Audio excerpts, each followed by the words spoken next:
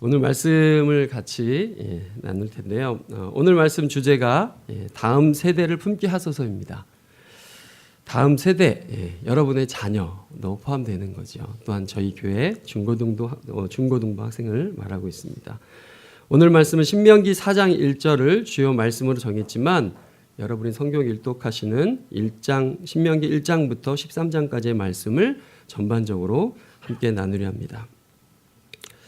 저는 어렸을 때부터 청년까지 10만 명이 넘는 대형 교회에서 성장했습니다. 그 교회는 주일학교 교사 사명을 굉장히 중요하게 생각하는 교회입니다. 고3 졸업을 하면 저희 교회처럼 대개 교사를 지원해야 합니다.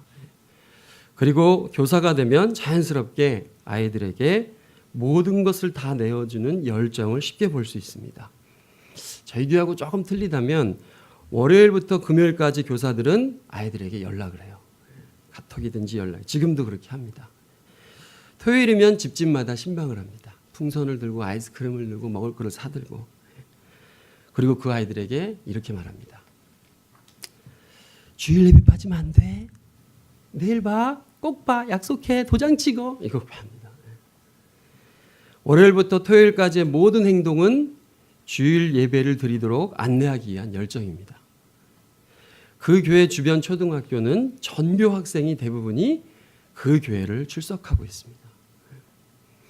그런데 이상한 건 이렇게 잘 해주고 보살펴주고 먹였던 초등학생들이 중학생이 되면서 3분의 2 가량이 교회를 떠난다는 거예요.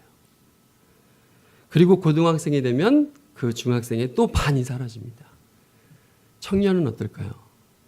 저희 교회 청년이 많아서 딴 교회도 다 청년 많다고 생각하시죠? 언제 한번 교회를 빠지시고 다른 교회를 한번 가보세요.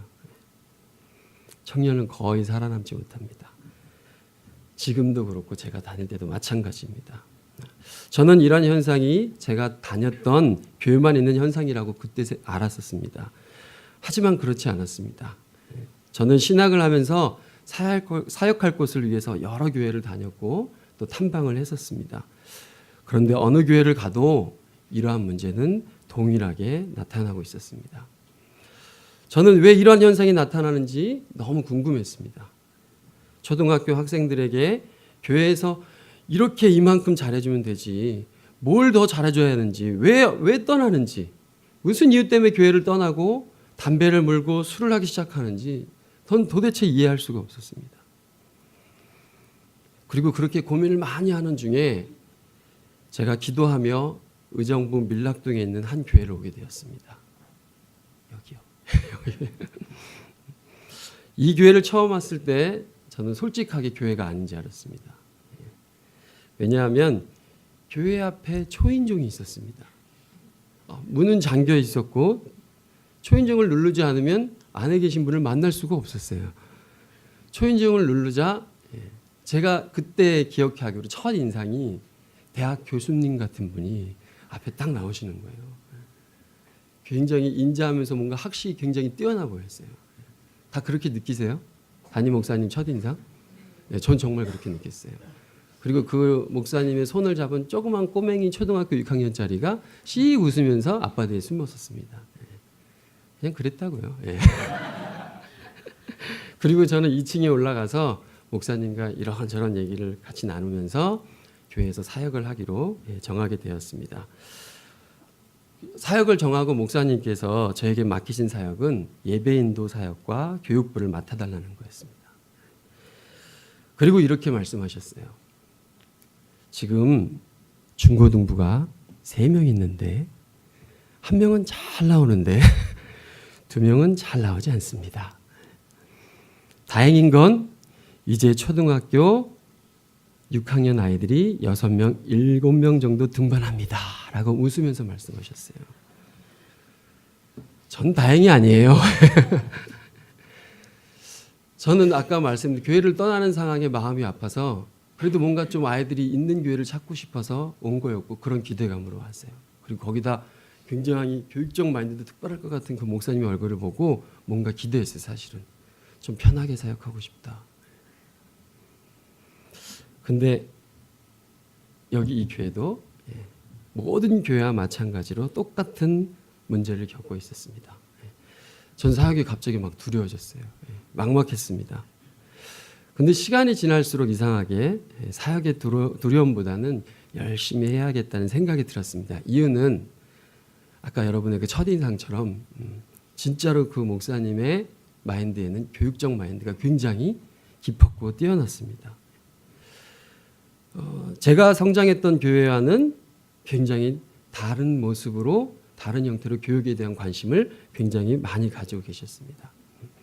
저는 목사님과 많은 대화를 하며 제가 가진 문화를 이해하는 은사, 저는 문화를 이해하고 문화를 만들어가는 데 있어서는 굉장히 좀 탁월해요. 많이 발달돼 있고 또 목사님의 교육적 마인드가 연합되면 우리가 보고자 하는 사역을 보겠다 하는 기대감이 생겼습니다. 그리고 목사님께서 저에게 늘 강조하셨던 교회 일꾼을 만들어야 된다. 키워봤자 다 떠나는 사역은 필요 없다. 어떻게든 일꾼 만들자라고 말씀하셨던 그 결과를 볼 수 있겠다고 생각을 했습니다. 그리고 더 관심이 갔었던 건 그때 뵀던 교사분들 그리고 성도님들의 그 친밀감 때문이었습니다. 만나면 만날수록 인격과 분위기가 저에게 굉장히 따뜻했습니다. 제가 좀 새로운 얼굴들을 좀 보게 되는데요. 아마 저하고 비슷하실 거예요. 샘물교회의 장점이 그 따뜻함이 있습니다. 분위기가 다른 교회하고 틀리게. 저도 동일하게 교회에서 사역자지만 성도님들이 그렇게 저에게 따뜻함을 많이 줬었습니다. 이렇게 즐거운 사역은 우리가 걱정했던 여러 가지 문제들을 하나씩 해결해 가게 되었습니다. 교육부가 즐거워지고 있었고 아이들이 전도하기 시작했습니다. 그래도 청소년 사역이기에 많은 문제들이 있었고 그 문제들을 목사님과 지속적으로 대안을 세우며 사역을 더 즐겁고 또 목사님께 많은 가르침을 받으면서 더 재미있게 했던 것 같습니다. 참 많은 시도를 했었어요. 그리고 열정도 대단했던 것 같습니다. 그때 같이 했던 김태룡 형제부터 시작해서 많은 친구들이 함께 열정 있게 그 사역을 같이 했습니다. 그리고 저는 목사님께서 말씀하시는 교육에 대해서 많은 부분을 이해하고 더 다르게 사역에 전념하기 시작했습니다. 이렇게 사역에 전념하다 보니 저에게 두 가지가 특별해지는데요. 한 가지는 교회는 신앙교육을 해내는 거 맞죠. 또 한 가지는 학습에 대한 부분을 관심을 갖기 시작했습니다. 여러분들이 직장생활과 신앙을 뗄 수 없죠. 이상하게 교회는 지금도 학습에 대해서 아무것도 관여하지 않습니다. 저는 학습과 신앙이 여러분의 직장과 신앙처럼 뗄래야 뗄 수 없는 관계라는 걸 알게 되었습니다. 신앙은 교회가 하고 학습은 부모님이 하는 거다라는 건 말도 안 된다고 생각을 하게 되었습니다. 이러한 마인드로 교육을 하다 보니 지금도 그렇지만 샘물교회는 공부하는 교회다라는 소문이 주변에 많이 나 있습니다. 저는 이런 부분에서 샘물교회가 진정한 다음 세대를 집중하는 교회다라는 확신을 갖고 있습니다. 제가 본 많은 교회들의 문제는 다음 세대에 대해서 관심은 있지만 대안은 없었고 무엇을 해야 하는지 모르고 있었습니다. 그러다 보니 세대가 지나면 교인들이 떠나고 교회 문을 닫고 큰 문제가 발생하는 등 교회가 점점점 사라지는 형태가 보여지고 있습니다. 전 INC 사역 때문에 지방교회도 가야 되고 여러 교회를 돌아다녀 보지만 여러분이 생각하는 그 이상으로 비참하게 월세를 내지 못해서 쫓겨나는 목사님들이 굉장히 많습니다. 지금 제가 알기로는 90%가 미자립 교회예요. 미자립이라는 것은 목사님의 월급을 받지 못하는 교회입니다. 굉장히 심각하죠. 저는 샘물교회가 지금까지 해왔듯이 더욱더 많은 부분에 있어서 다음 세대를 위해서 고민하고 생각하며 기도해야 된다고 생각을 합니다. 그러한 의미에서 오늘 여러분과 함께 보시는 신명기 말씀은 우리 샘물교회가 다음 세대를 위해 무엇을 준비해야 하는지 세 가지로 대안을 제시하고 있습니다. 특히 신명기 말씀은 다음 세대를 위해서 기성세대가 준비해야 될 세 가지를 말하고 있습니다. 저는 기분 나쁘실 수도 있겠지만 오늘 기성세대 분들에게 조금 부탁을 드려야 할 것 같습니다. 첫 번째, 기성세대가 준비해야 될 세 가지 중에 첫 번째는 다음 세대를 위해 돌아보기입니다. 우리 모두가 잘 알듯이 이스라엘 백성들에게는 특별한 고난이 있었습니다. 하나님을 바라보지 않는 신앙생활로 광야에서 40년이라는 생활을 했습니다. 광야 40년. 딱 느낌이 오세요? 광야 40년 그러면 느낌이 오시나요? 청년분들은 광야 40년 그러면 느낌이 오시나요? 그렇죠. 니네들은 환타지니까요. 예. 광야 40년 그러면 우리 다 좀 오시죠? 예. 저는 청년들은 모른다고 생각해요. 예. 청소년요? 예. 더더욱 알 수 없죠. 친구들.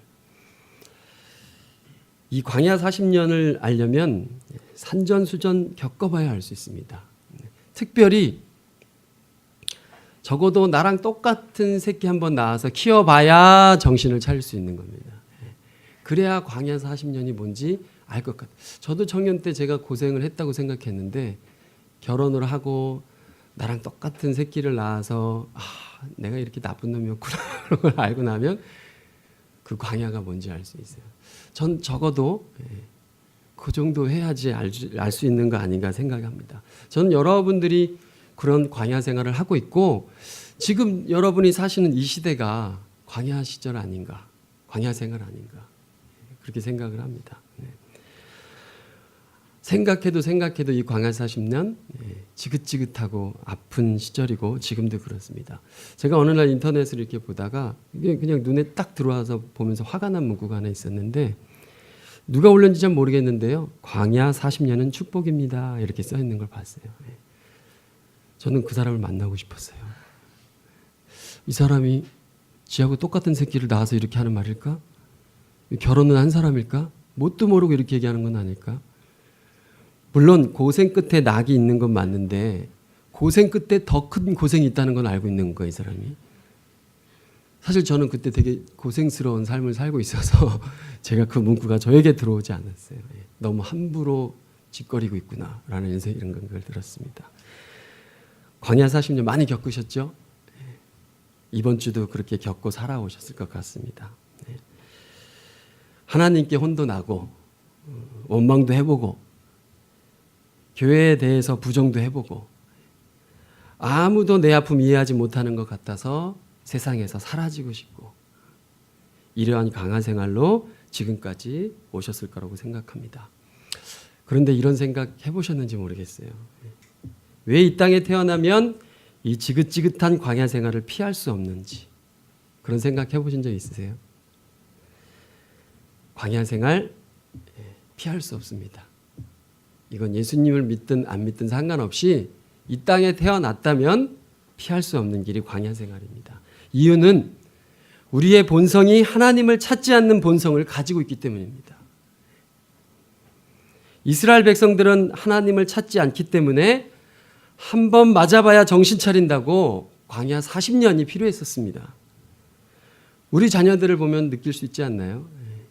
인격적으로 좋게 얘기하면 말 듣나요? 한번 후려쳐야 큰 소리를 한번 빡 해줘야 거의 동물성을 가지고 있어요. 제가 볼 때는 매를 들어야 말을 듣죠. 좋게 얘기하면 말을 듣지 않습니다. 누가 그러나요? 우리가 그러잖아요. 우리는 맞을 일이 없어서 늘 거짓말하고 하나님 찾지 않아도 찾는 척하는 우리 기성세대의 모습 있지 않나요? 하나님이 인격적으로 대하면 말 들어야 하는데 본능적으로 지독하게 자기중심적이고 하나님 중심으로 생각하지 않고 살아갑니다. 그러다 광야 같은 내면의 고통, 외적인 고통을 경험하고 가정의 문제, 자녀의 문제로 힘들어 봐야 그때 무릎 꿇고 잘못했다고 기도합니다. 이게 우리 모습입니다. 우리는 웬만큼 광야 생활했으면 빨리 광야 생활을 왜 했는지 원인을 찾으셔야 하고 빨리 돌아보시면서 하나님께 나아가야 합니다. 매일매일 시시때때로 하셔야 돼요. 이건 교회만 나오셔서 할 일이 아니고 너무나 하나님을 자주 잊어버리는 우리의 속성을 여러분들이 충분히 인식하신다면 매일매일 아침 걸어 다니면서도 여러 번 자신을 돌아보셔야 하는 것이 우리의 신앙생활입니다. 그렇게 하셔야 다음 세대를 저희가 도울 수가 있습니다. 여기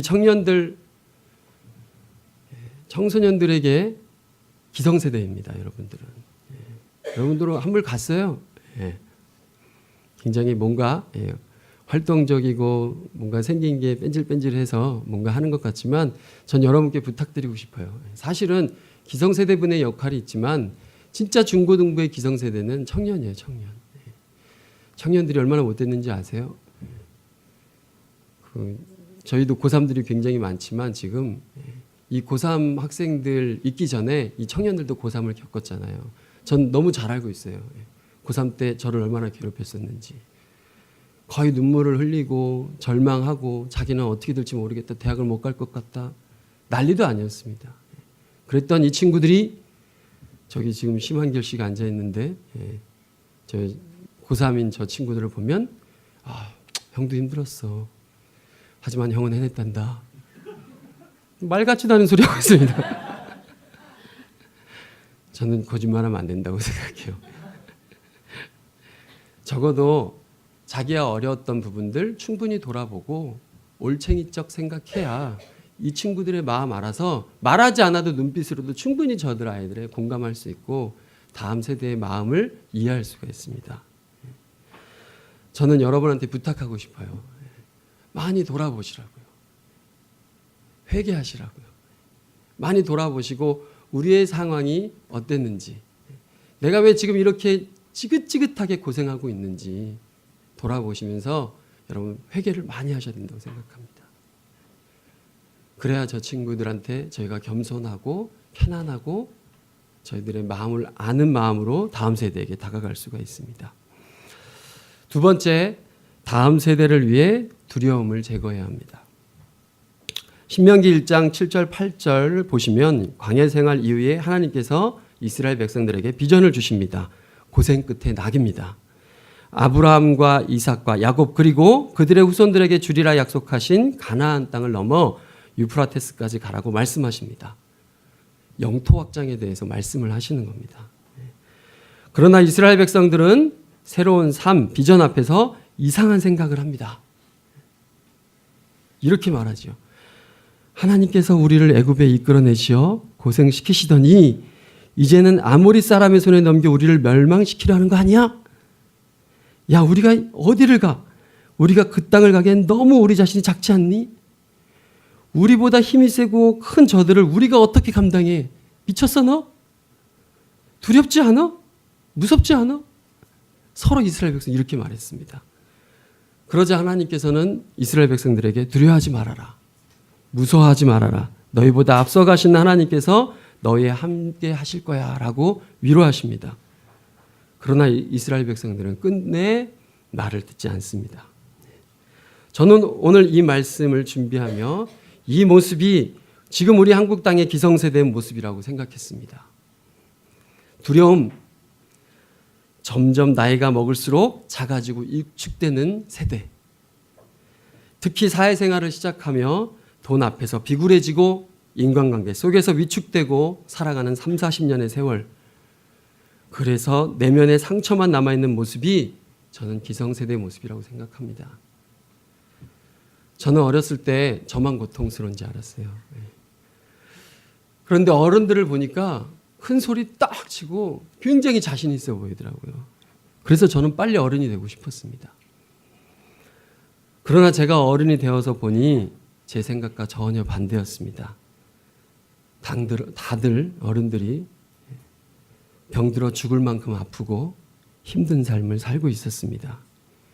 인간관계에서 오는 부담감, 계속적으로 피할 수 없는 눈치, 당당하고 싶지만 돈을 벌기 위해서 약해지는 모습, 사는 게 쉽지 않다는 걸 알게 되었습니다. 다 때려치고 싶지만 아무것도 모르고 자라는 자녀 때문에 자기 자신은 없고 정말 죽을 힘을 다해서 살아야 하는 이것이 기성세대의 현실입니다. 이것을 경험한 우리가 어찌 세상에 두렵지 않겠습니까? 그런데 오늘 신명기 1장 31절부터 33절 말씀에 이렇게 얘기하고 있습니다. 한번 찾아보실까요? 신명기 1장 31절부터 33절입니다.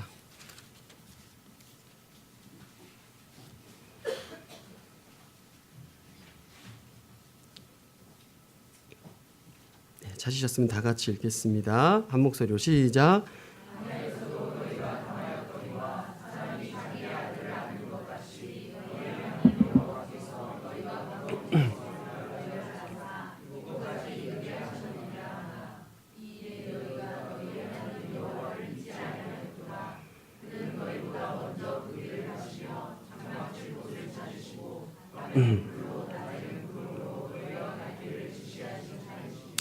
아멘. 네. 여러분, 우리가 무서운 세상을 살고 있는 거 맞습니다. 네. 그러나 하나님께서는 우리에게 두려워하지 말고 지금까지 지키신 하나님을 바라보며 비전 앞에 나아가라고 말씀하고 계십니다. 왜냐하면 두려움은 다음 세대가 그대로 배우고 따라하기 때문입니다. 솔직히 말해서 우리가 다음 세대에게 가르친 게 무엇인가요? 두려움을 가르치진 않았나요? 우리의 아픔이지만 돈의 가치를 가르쳤고 부모처럼 욕먹고 살지 말라고 공부를 가르치고 계시진 않나요? 이러한 교육은 또한 이런 교육을 받은 세대는 우리가 아무것도 기대할 게 없습니다. 두려움은 우리에게 즐겁고 기쁜 삶을 절대로 주지 않습니다. 자기 개발은 없고요. 늘 정체될 수밖에 없습니다. 저는 K-팝이라는 프로그램을 참 잘 봅니다. 아세요? K-팝 그 노래에서 안 보세요? 박진영 그 가수들 나와서 심사하고 이러는 프로그램. 저는 그 노래를 듣고 싶어서 하는 것보다도 제가 원부터 지금까지 계속 빼놓지 않고 보고 있는데요. 박진영이라는 가수 때문에 그 프로를 봅니다. 그 프로에서 박진영이라는 사람이 그 노래를 심사하는 데 있어서 이렇게 말하는 걸 보면 참 희한한 얘기들이 굉장히 많고요. 이상한 얘기들이 많습니다. 참가자에게 이상한 말을 잘해요. 무대에서 떨면 노래 못한다. 안 떨려요? 노래에서? 당연한 거 아닌가요? 긴장하면 노래 못한다. 긴장을 어떻게 안 해요? 몸에 힘을 풀어야 한다. 그렇게 긴장하고 그리고 자꾸 딴 생각하고 성공에 대해서 집착하고 그러면 너는 음악적으로 성공 못한다. 그럼 몸에 힘이 들어가서 노래를 못한다. 노래 부르는 아이가 막 슬퍼 보이면 슬프면 노래 못한다. 좀 무슨 얘기를 하는지 참 궁금했었어요. 이제는 알 것 같지만 그 사람 이상한 얘기를 막 하는데요. 결론은 그렇게 말 같지도 않은 소리를 막 하면서 결국은 그 청소년들이 노래를 잘하는 사람으로 만드는 탁월한 사람입니다. 어느 순간 박진영이라는 사람은 노래 심사를 하는 게 아니라 상담을 하는 걸 볼 수가 있어요. 박진영이라는 가수가 상담한 이유가 뭔지 아세요? 이 사람이 이 박진영이라는 사람은 자기가 하고 싶은 거 다 해보고 살아간 사람이에요. 뭐 보도를 통해서 과거부터 아시는 분들도 있겠지만 참 나쁜 짓을 많이 한 사람입니다. 그래서 욕도 참 많이 먹었었죠. 본인의 욕구를 채우기 위해서는 안 해본 게 없는 사람이에요. 여자도 많이 만나봤고 여자 노래도 들어보시면 거의 다 그런 얘기예요. 난 뭐 여자가 있는데 딴 여자가 보이는데 어떻게 미친놈이죠 그 사람이. 말 같지도 않은 노래를 그렇게 하는데 이 사람이 자기 욕구를 채우기 위해서 음악을 했던 사람이 어느 순간 이런 청소년들이 노래하는 걸 보면서 이상한 걸 보게 됩니다. 왜 똑같은 노래를 하는데 어떤 누구는 어둡게 보이고 어떤 누구는 밝게 보일까? 자기가 도저히 음악적인 걸로 알 수 없는 거예요. 인간의 심리를 이 사람이 알 수가 없는 거예요. 그래서 이 사람이 자기도 모르는 세계가 있다고 생각하고 종교에 대해서 관심을 갖기 시작하는데요. 불교부터 여러 가지 종교에 대해서 공부를 합니다. 근데 지금 결론적으로 그 사람이 말하는 건 성경을 연구하고 나서 많은 답을 찾았다고 말을 합니다. 저는 박진영이 교회를 다니는지 안 다니는지 하나님 믿는지 안 믿는지 잘 모르겠어요. 하지만 적어도 이 사람이 성경을 통해 청소년들의 내면을 나누고 그들이 그렇게 좋아하는 노래를 하도록 돕고 있다는 것입니다. 박진영이 강조하는 것이 음악은 일이 아니다. 자기 자신이다. 음악을 하겠다면 즐거워야 한다. 기뻐야 한다. 즐거워야 몸에서 힘이 빠지고 복식 호흡이 되고 공명을 사용할 수 있다. 음악적인 용어지만 이렇게 말을 합니다. 그래야 무대를 섰을 때 전혀 떨리지 않고 내가 할 수 있는 100%의 나의 재능을 발휘할 수 있다라고. 근데 이렇게 말할 수 있는 게 박진영이요. 그런 사람이었어요. 무대를 쓰면 떨지 않는 사람이에요. 본인이 좋아서 하는 거니까. 본인이 너무 즐거우니까 사람이 아무리 많아도 긴장을 하지 않아요. 그 사람 춤추는 거 보면요. 아마도 우리 한국에서 제일 잘 칠 거예요. 몸의 유연성이나 자기 몸 관리하는 거나 보면. 그 사람은 즐거워서 하는 사람이에요. 어떤 수단으로 하는 사람이 아닌 걸로 지금 바뀌어버렸어요. 과거의 박진영이라면 저도 배울 게 없겠지만 지금의 박진영을 보면서 제 모습을 많이 돌아보게 됩니다. 여러분, 우리는 성경이 진리라고 믿고 사는 사람이죠. 이 성경이 마땅히 우리 은사를 알게 하고 그 은사로 삶을 살아가도록 하고 있습니다. 더욱더 중요한 사실은 이 은사로 살아가는 우리가 다음 세대에게 즐거움과 기쁨을 제공해야 한다는 것입니다. 저는 기성세대가 교회가 너무너무 즐거운 곳이야 기쁜 곳이라고 말하는 걸 별로 본 적이 없습니다. 더 슬픈 사실은 내 자녀에게마저도 교회를 가라고는 하지만 즐거운 모습은 보여주지 않는 것 같습니다. 예수님이 너무 좋다고 다음 세대에게 가르치는 교사를 본 적이 별로 없습니다. 모두가 주일 예배를 지켜야 되는 것만 강조하고 그걸 의무화시켰지 이 다음 세대에게 교회는 네가 있어야 될 곳이고 교회에 있어야 네가 살아남는 곳이고 그리고 가만히 있어도 웃을 수 있는 곳이라고 우리가 그렇게 가르치지 않고 있다는 것입니다. 여기는 여러분이 다니시는 샘물교회, 곧 교회는 우리의 은사로 교회를 세우고 다음 세대에게 영향력을 반드시 줘야 하는 곳입니다. 우리가 즐거워야 합니다. 돌아보십시오. 오늘도 즐거워서 오셨습니까? 여기에 지금 오셔서 예배드리는 게 너무 기쁘고 기다리셨습니까? 전 과거에 그렇게 자신 있게 말할 수 없었지만 지금은 자신 있게 말할 수 있습니다. 제가 하는 사역에 이것이 중심이 되지 못한다면 저는 청소년들에게 아무런 보일 것이 없습니다.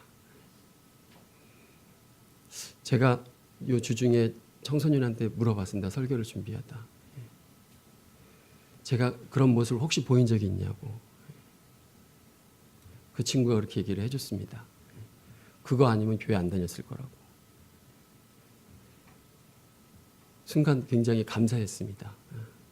내가 할 수 있는 걸 하고 있다고 생각했었습니다.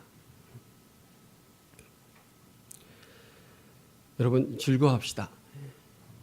이 교회가 여러분이 가장 살맛나는 곳이 되도록 여러분 그렇게 믿으십시오.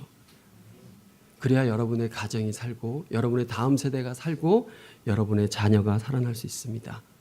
그런 모습을 본 우리 다음 세대들은 절대 교회를 떠나지 않을 겁니다. 여러분을 통해서 하나님 한 분만 바라보면 살 수 있구나라는 그 사실을 충분히 알 수 있을 겁니다. 간절히 부탁하고 싶습니다. 바꾸십시오. 변화가 필요합니다. 기쁘고 즐겁기만 해도 박진영이라는 가수 자기의 음악 재능 하나를 위해서도 많은 사람들한테 자기가 얼마나 음악을 사랑하는지 보여줍니다. 생명이신 예수님 앞에서 저희가 그 예수님이 너무너무 좋습니다라고 우리가 매일매일 눈물 흘리면서 고백하지 못한다면 그게 사랑입니까? 전 사랑이 아니라고 생각합니다. 우리도 모르게 어느 순간 의무화된 예배를 드리고 있다고 생각합니다.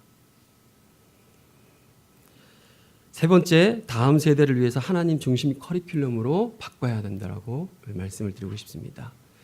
시간이 많이 가서 이 말씀은 구체적으로 드리지 않고요. 여러분이 성경 일독을 하시면 신명기 1장부터 13장까지 말씀을 보시게 될 겁니다. 5장에 있는 10계명부터 시작해서 13장까지 보시면 하나님을 사랑하고 불순종하지 말아라라고 강조하시는 말씀들이 계속 끊임없이 반복적으로 나오고 있습니다.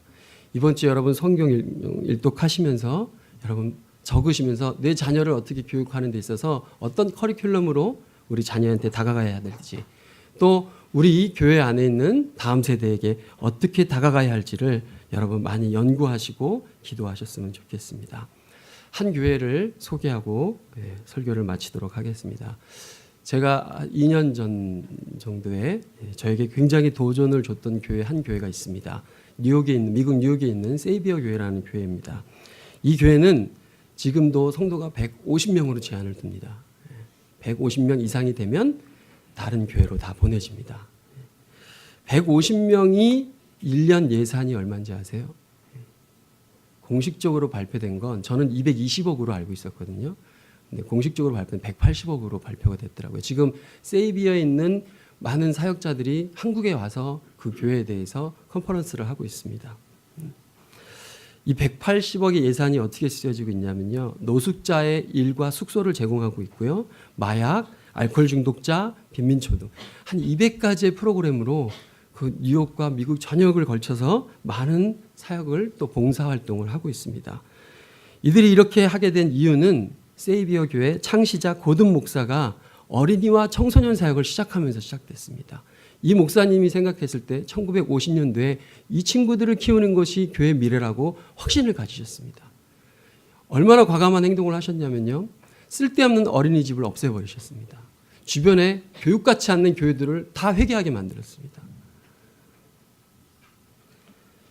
그 150명의 아이들을 교육하고 가르치면서 다 전문 사역자로 만들어버렸습니다.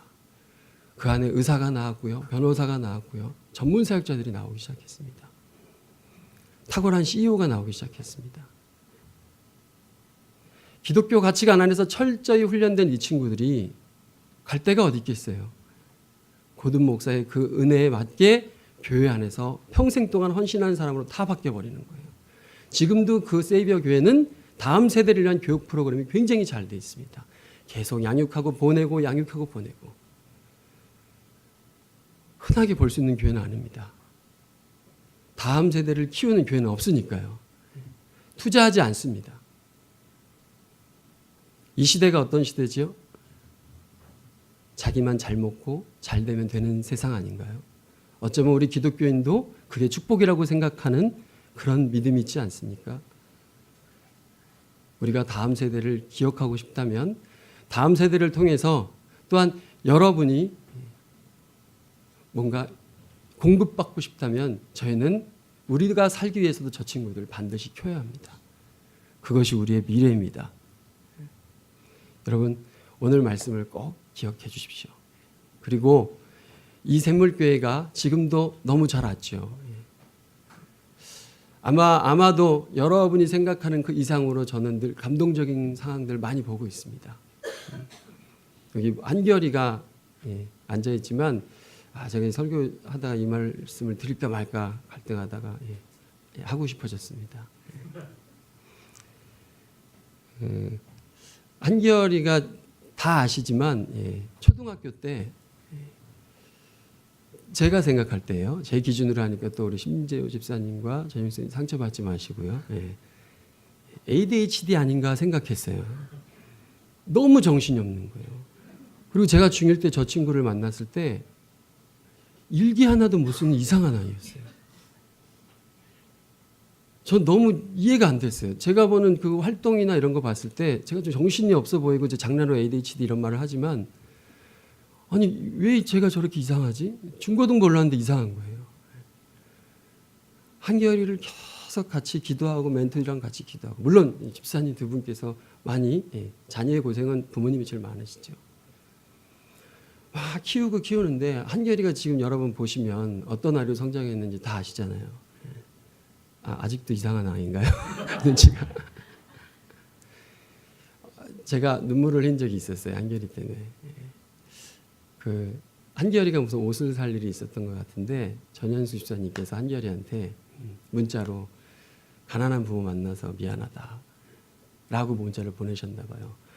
근데 저 친구가 답장을 어떻게 했냐면요. 아닙니다.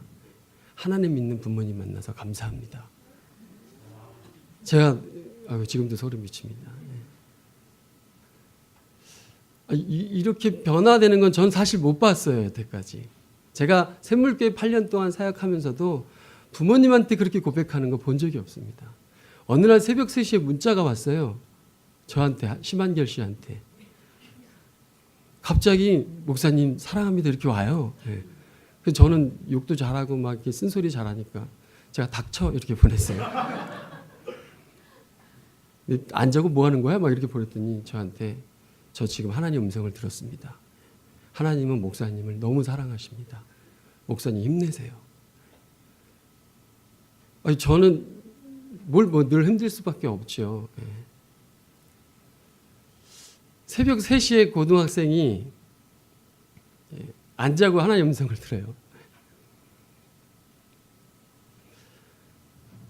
사역의 보람을 많이 느꼈습니다. 물론 한결이가 여기 앉았기 때문에 한결이만 얘기하는 거고요. 우리 샘물교회 중고등부 학생들이 너무 많이 바뀌어 있고요. 학교에서도 많은 영향력을 주기 위해서 크리스찬의 모습으로 나가고 있습니다.